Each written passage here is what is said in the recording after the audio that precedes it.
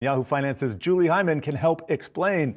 Julie, help explain. I'm going to try here to explain how rates are playing a role in all of this. Basically, it has to do with the assets that SVB held on its balance sheet. Apparently, the company was forced to sell treasury bonds as well as mortgage-backed securities. It sold them, reportedly, according to what we're kind of teasing out from the situation, because it needed to raise capital, because its clients, venture funds, startups, etc., were withdrawing money. The company needed to raise money and so did a sale. It did a sale at a loss. And what is the Fed's impact on those assets that it held on its balance sheet, like treasuries? Well, of course, bonds are very sensitive to interest rate changes.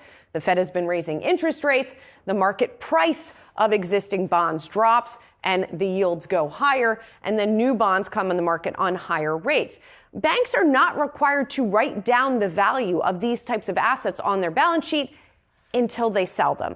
And so large banks, for example, which tend to be better capitalized and don't have as many withdrawals that they need to then raise money, they're in a better position. They don't need to write down the value of these kinds of assets. There are a lot of bonds on bank balance sheets broadly, $2.2 trillion. That's according to the Wall Street Journal, which cited data from Fed filings here. And so that's why you're seeing this concern in the market right now. Again, when banks sell these bonds, they recognize them as losses on their balance sheets, but only when they sell them. SVB was forced to sell about $21 billion worth of Treasury securities at substantial losses. And then SVB said it was issuing shares to raise money and cover those losses. And that's what raised alarm bells across the investment space. Here is a look at growth in unrealized losses. This data dating to September 2022. If these banks hold these treasuries until maturity, there's not necessarily this issue because then they collect the full coupon and they don't have losses. At least that's my understanding. Jared Buckley, if I have that part right, correct me if I'm wrong. Do they collect the coupon? I mean, in other words, the reason that they had to mark these down is because they sold them before maturity. Oh, yes.